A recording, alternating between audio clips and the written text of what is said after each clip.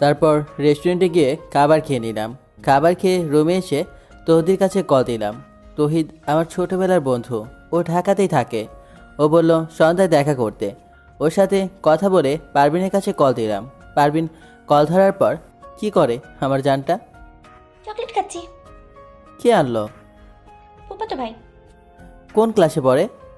Honours final পরীক্ষা দেবে। ওহ, ভালো। আপনি কি করেন? রুমে বসে আছি। ও, খাবার খাইছেন? শোনো, ফুপাতো ভাই থেকে দূরে থাকবে।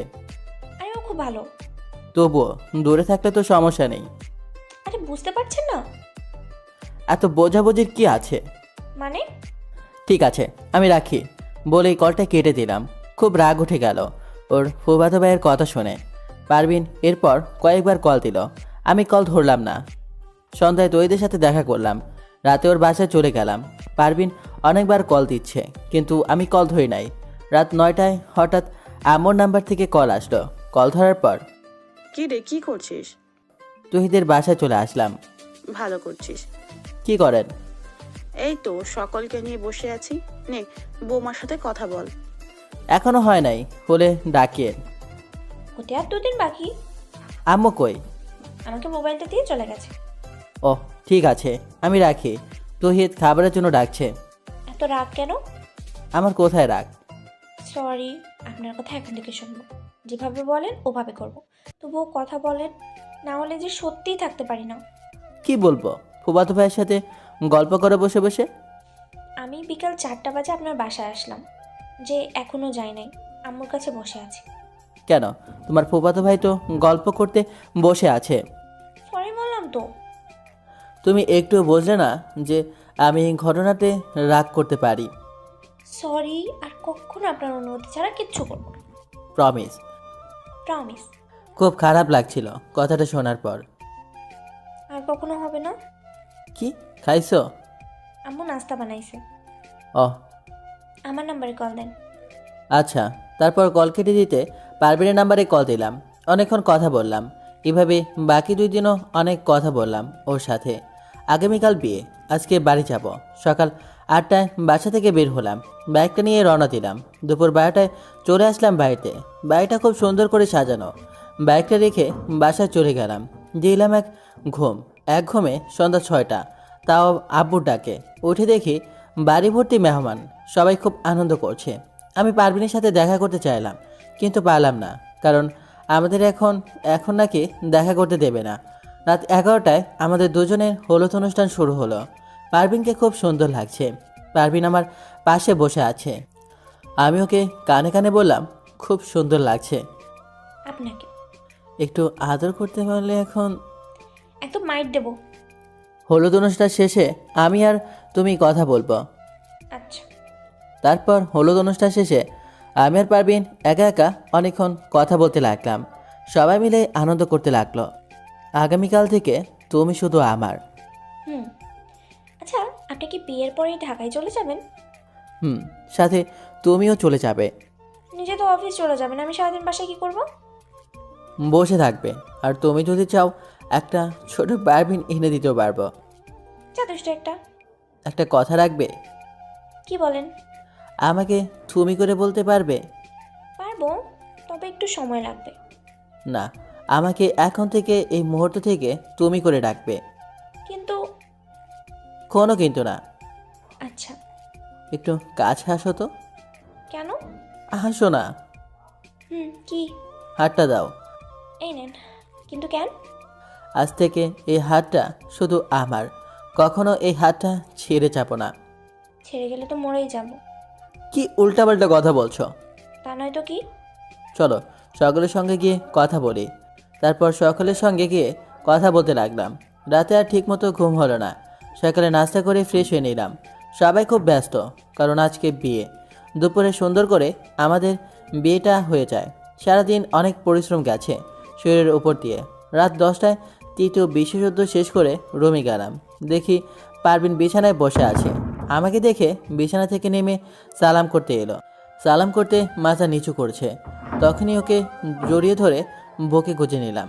তোমার জায়গা তো এখানে। সত্যি আমি খুব ভাগ্যবান যে আপনার মতো একটা জীবনসঙ্গী পেয়েছি। আসো বিছানায়। হুম, তারপর বিছানায় গিয়ে ওর পাশে বসলাম। দেখি হাতটা। কি? দাও না। তারপর হাতে এক জোড়া বালা আর আঙ্গুলে একটা আংটি পরিয়ে দিয়ে হাতে কিস করলাম। পারভিন বলল, এগুলো কেন? আমার বউকে আমি দিলাম। তাই নাকি? হুম। আর এ নাও তোমার মোবাইল। কিন্তু আমার তো মোবাইল আছে। এটা আমি দিচ্ছি। কেন? ভালোবেসে। তাই নাকি মিস্টার? জান। এত ভালোবাসেন? হুম। সারা জীবন বাসবেন? হুম। দেখা যাবে। আজকে তো আমাদের বাসরাত, তাহলে চলো। খুব দুষ্টু হয়েছেন তাই না? একদম না, তবে এখন হয়ে দেখাবো। না, তা হবে না। চুপ বলে ওর ঠোঁট দুটো নিজের আয়তে নিয়ে আসলাম। হে মেয়ারা, আপনারা এখানে কি করছেন? যান এখান থেকে। বাকি ঘটনা কি হবে সব আপনারা জানেন। লজ্জা লাগে না আপনাদের? সকালে ঘুম থেকে উঠে দেখি পারভিন শুয়ে আছে। আমি ওকে জড়িয়ে ধরে, কি হয়েছে? কাছে আসো। আমি এখনো ভাবছি যে আসলে কি সত্যি আপনার সাথে আমার বিয়ে হয়েছে। সত্যি। এই বুকে শুধু তুমিই থাকবে। কোনো কষ্ট দেবেন না তো? পাগল হলে নাকি? আমি আপনাকে খুব ভালোবাসি। আমিও খুব ভালোবাসি রে পাগলি। আপনি কি ঢাকায় চলে যাবেন? 2 দিন পর চলে যাব, গিয়ে সব কিছু কিনে তারপর তোমাকে নিয়ে যাব। আমি তো মনে করেছিলাম আব্বু আম্মুর সাথে থাকবো। তো আমি কি একা থাকবো? সমস্যা কি, থাকবেন। তারও তো ঢাকায় আরেকটা বিয়ে করতে হবে। কি কি বলছেন আবার বলেন তো? যেটা শুনেছো। মেরে ফেলবো আপনাকে যদি কখনো ছাড়ার কথা বলেন। কেন? এত কিছু জানি না। তাই নাকি? হুম। চলো ফ্রেশ হয়ে আসি। তারপর পারভিনকে নিয়ে ফ্রেশ হতে গেলাম। ফ্রেশ হয়ে এসে দুজনে একসাথে রুম থেকে বের হলাম। সকলের সাথে নাস্তা করে নিলাম। নাস্তা করে আমি একটু বাইরে গেলাম গুরুত্বপূর্ণ কাজে। দেখতে দেখতে 2 দিন হয়ে গেল। আব্বুর সহযোগিতায় বাসার জন্য সকল জিনিসপত্র কিনে ফেললাম। সেগুলো নিয়ে ঢাকায় এসে সব কিছু গুছিয়ে নিলাম। সব ঠিকঠাক করে বাড়ি গিয়ে পারভিনকে নিয়ে আসবো আজ। সকাল 8টার বাস। সবার থেকে বিদায় নিয়ে ওকে নিয়ে রওনা দিলাম। আব্বুর সাথে অনেক জিনিসপত্র দিল, তাই একটা হাইস গাড়ি ভাড়া করলাম। দুপুরে এসে ঢাকায় পৌঁছালাম।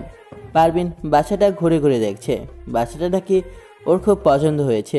দুপুরে খাবার খেয়ে পারভিনকে সব কিছু গুছিয়ে সাহায্য করলাম। সন্ধ্যায় চা নিয়ে রুমে আসলো।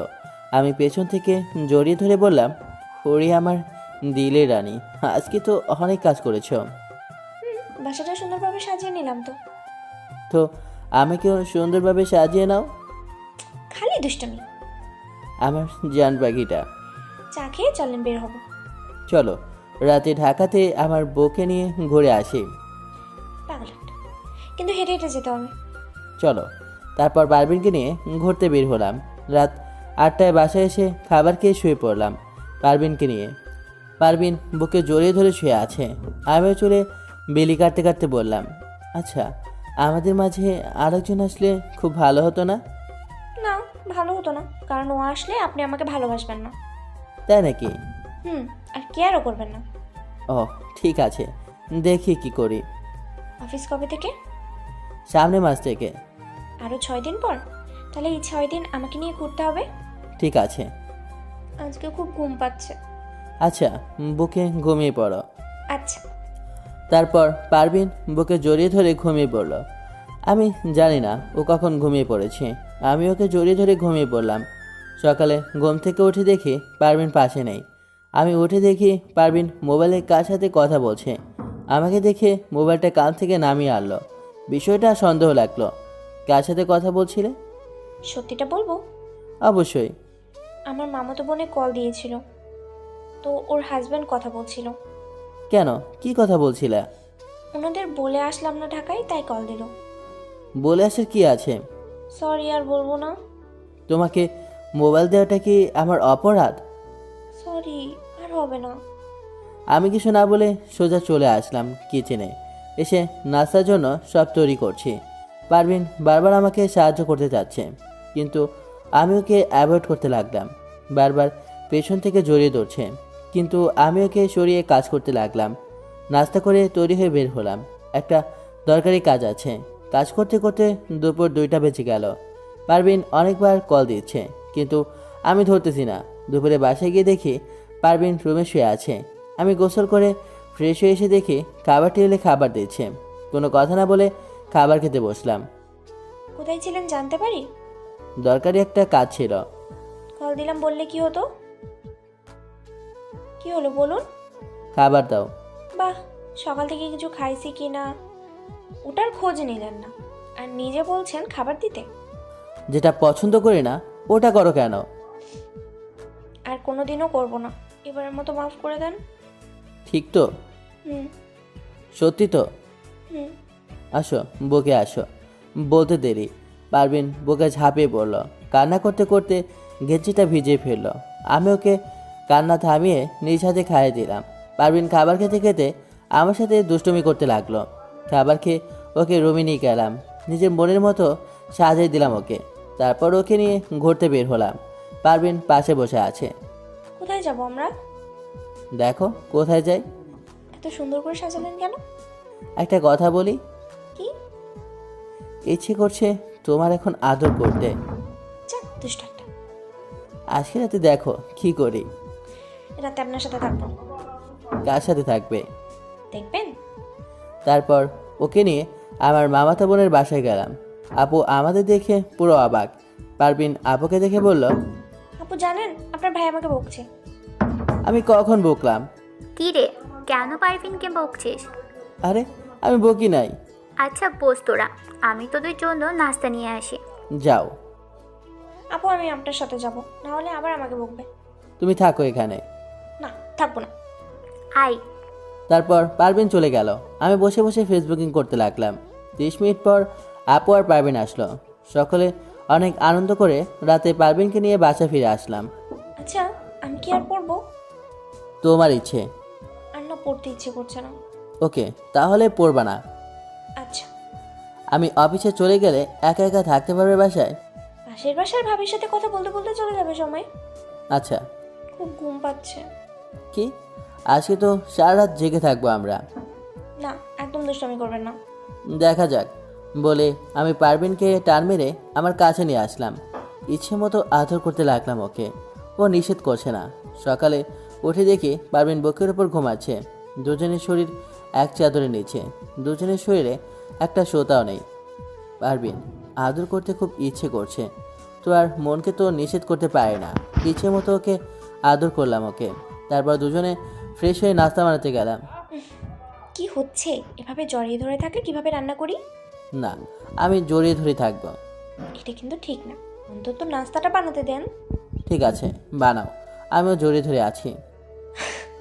একদম পাগল। আল্লাহ, আল্লাহ যে কেন এটা আমার কপালে দিছে। জিজ্ঞেস করিও। তাই করতে হবে। আচ্ছা, আজকে সারাদিন দুজনে বাসায় থাকলে কেমন হয়? তাহলে সাথে আপনার প্রিয় বিরিয়ানি আর মুরগির মাংস রান্না করি। আচ্ছা, 1 মিনিট। তুমি কিভাবে জানো যে এগুলো আমার প্রিয়? আম্মু বলছিল। আর কি কি বলেছে আম্মু? সব জানি আপনার ব্যাপারে। ও তাই নাকি? হুম। দাও, নাস্তা দাও। যান, গিয়ে টেবিলে বসে। যাচ্ছি। তারপর পারভিন নাস্তা দিল। আমি নাস্তা করে টিভি দেখতে লাগলাম। পারভিন রান্না করছে। দুপুরে খাবার খেয়ে দুজনে শুয়ে পড়লাম। দেখতে দেখতে ছুটি শেষ। আজ থেকে অফিস। সকালে পারভিনকে রেখে অফিসে যেতে ইচ্ছে করছে না, তবুও যেতে তো হবেই। ওকে বাসায় রেখে চলে আসলাম অফিসে। সময় পেলে ওর কাছে কল দিই। অফিস শেষে বিকেলে বাসায় যাবার সময় ওর জন্য কিছু চকলেট আর গোলাপ ফুল নিলাম। বাসায় কলিং বেল টিপতেই পারভিন দরজা খুলে দিল।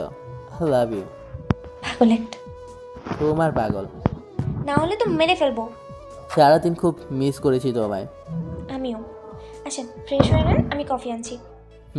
তারপর ফ্রেশ হয়ে কফি খেতে খেতে দুজনে ব্যস্ত ঢাকা শহরকে দেখছি, যেখানে সবাই বিকেলে প্রিয়জনের কাছে পৌঁছানোর জন্য ছুটছে আপন গতিতে। দেখতে দেখতে বেশ 4 মাস হয়ে গেল। পারভিনকে খুব ভালোবেসে ফেলেছি। পারভিন এখন তুমি করে ডাকে। সারাদিন অফিস করে বাসায় এসে ওর সাথে বসে কফি খাওয়ার মুহূর্তটাই অন্যরকম। একদিন অফিসে গিয়ে মাত্র বসলাম, পারভিনের কল। সাথে সাথে জান বলো। আর জান বলতে হবে না, আপনার তৃতীয় ব্যক্তির আগমন হতে যাচ্ছে। সত্যি? হুম। এখনই বাসায় এসেছি। সাবধানে। তারপর মিষ্টি নিয়ে অফিস থেকে বাসায় গেলাম। আর খুশি তো আমার ভালোবাসার ভাগ বসাতে আইতেছে। কি বলো? তুমি আমার কাছে অনেক ইম্পর্টেন্ট। আব্বু আম্মু সহ সবাইকে বল। বলবো, কিন্তু তুমি তো কোনো কাজ করতে পারবে না এখন। শারমিনকে নিয়ে আসবো। ওটা আরও 3 মাস পর। ওরে আমার পাগলিটা, বলে পারভিনকে বুকে জড়িয়ে ধরলাম। সারাক্ষণ ওর সেবা যত্ন করতে করতে কখন 7 মাস হয়ে গেল বুঝতেই পারিনি। এখন শারমিন পারভিনের কাছে থাকে, আর কয়েক মাস পর আমার বেবি হবে। চেক আপ করে জানতে পারলাম আমাদের ছেলে হবে। পারভিন ওর নাম ঠিক করলো ফারহাস মাহমুদ আহির। দেখতে দেখতে 10 মাস হয়ে গেল। আব্বাম্মু সহ পারভিনের আব্বাম্মুকেও বাসায় নিয়ে আসলাম। আজকে বাবা হবার তারিখ। রাত 10টায় পারভিনের ব্যথা উঠলো। তাড়াতাড়ি ওকে হসপিটালে নিয়ে গেলাম। ডাক্তার ওকে অপারেশন থিয়েটারে নিয়ে গেল। 40 মিনিট পর ডাক্তার বের হয়ে আসলো। ডাক্তার, আমার পারভিন। সরি, আমরা প্লিজ আপনারা নিজে গিয়ে দেখুন। মানে কি হয়েছে? ভিতরে গিয়ে দেখি পারভিন শুয়ে আছে, পাশে ছোট ফুটফুটে একটা বাবু। পারভিন ওঠো, দেখো তোমার বাবু। পারভিন ওঠো, বলে আমি পারভিনকে জড়িয়ে ধরলাম। সবাই কান্না করছে। পারভিন ওঠো। আপু ওঠ। আরে কি হয়েছে? সবাই এমন করছে কেন? পারভিন। আমি বলছি ডাক্তারকে ওরকম করতে। আপনার বউয়ের কথায় আমরা এখন করছি। তুই যেটা করছস সেটা ক্ষমা করার মতো না, তবু আমার দাদু ভাইয়ের দিকে চেয়ে তোকে ক্ষমা করে দিছি। পাগল মেয়ে, সবাইকে ভয় পাইয়ে দিলি। দেখি আমার আব্বুকে। এটা কোনো কাজ হলো? অবশ্যই। তারপর আমি ডাক্তারের কাছে গেলাম, সবাই পারভিনের কাছে। সকালে অফিসে স্যারের কাছে কল দিলাম। আসিফ, আমি তোমার কাছে কল দেব একটু পর ভাবছিলাম। স্যার, আমার ছেলে হয়েছে। আলহামদুলিল্লাহ, তোমার জন্য একটা প্রাইভেট কার এসেছে আর তুমি হেড অফিসে বদলি হয়েছো। সত্যি স্যার? গাড়ি নিয়ে যাইও। ঠিক আছে স্যার। তোমার স্ত্রী সন্তান কেমন আছে? জি স্যার, ভালো। ঠিক আছে, ভালো থেকো। ওকে। তারপর কল কেটে পারভিনের কাছে আসলাম। পারভিনকে সব বললাম। পারভিন খুব খুশি। 5 দিন পর পারভিনকে বাসায় নিয়ে গেলাম। সকালে পারভিন আর আহিরকে নিয়ে বাড়ি চলে গেল। 1 মাস বাড়িতে থাকুক। আমি গাড়ি পেয়ে নতুন অফিসে বদলি হয়েছি। বেশ ভালো আছি। সারাদিন অবসর সময় মা ছেলের সঙ্গে কথা বলে সময় চলে যাবে। 7 দিনের ছুটি নিয়ে বাড়ি গেলাম। বাড়িতে গিয়ে দেখি পারভিনকে সবাই খুব আদর করছে। আমি পারভিনকে বললাম, তো আদর তো 1 মাস অনেক পেয়েছো, এবার চলো ঢাকায়। যাবো কয়েকদিন তোমার সাথে ঘোরাঘুরি করি গ্রামে। তারপর যাবে? আব্বু নতুন ঘরের কাজ শুরু করছে। চলো না আজকে বিকেলে দেখে আসি। ঠিক আছে চলো। আসার পর থেকে একটুও ছেলেটাকে করে নাও নাই। তোমার কি মন খারাপ? না কিছু না। কোথায় আমার বাবুটা? আম্মুর কোলে। যাও নিয়ে আসো। আনতেছি। তারপর পারভিন আহিরকে নিয়ে আসলো। আহিরকে কোলে নিয়ে আমি আদর করতে লাগলাম। পারভিন আমার কাণ্ডগুলো দেখতেছে আর ওর মোবাইলে ছবি তুলে রাখলো।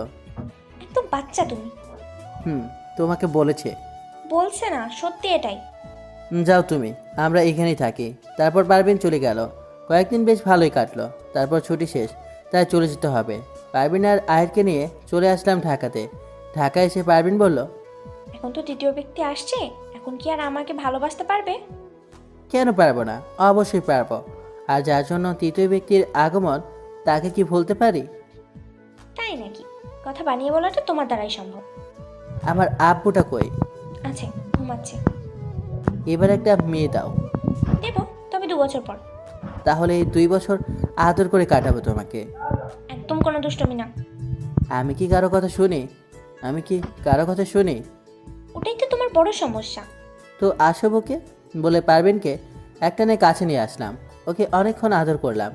দেখতে দেখতে 4 মাস চলে গেল। আহির আর পারভিনকে নিয়ে অনেক সুখে আছি।